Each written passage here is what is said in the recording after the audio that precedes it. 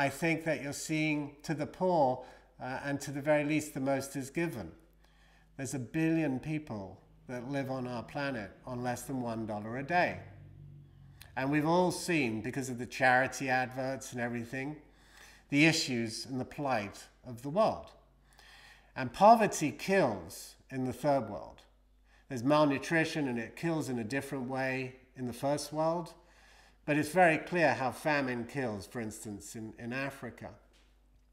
And yet, out of the 1 billion people that live on less than $1 a day, today, 200 million of them, it's an awful lot of people, are receiving micro-enterprise loans, which is less than $100 or $150 per person. That is given to a woman, mainly, who has caregiver of, say, 6 to 8 children. She is in an enterprise business of her own, charcoal, fish, vegetables, beading, weaving, 200 million of them. They're providing for their own children now.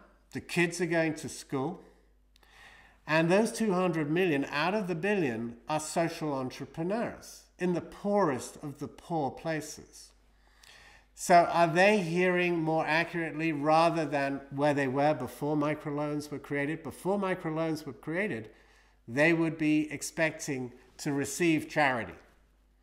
And they would not be doing anything in their own lives except receiving it on a daily basis.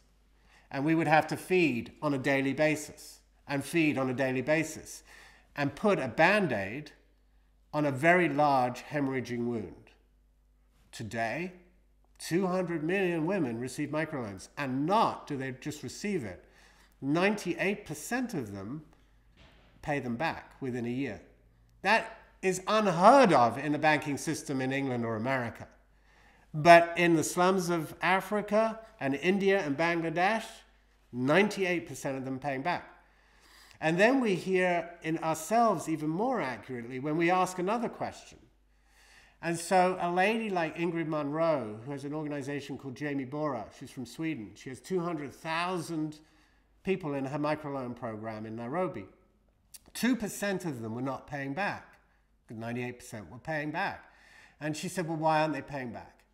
And so she would go and look and see that they had health issues. And they couldn't possibly pay their hospital bills and their health issue bills and also pay back the microloan. She asked the question, because the question is critical.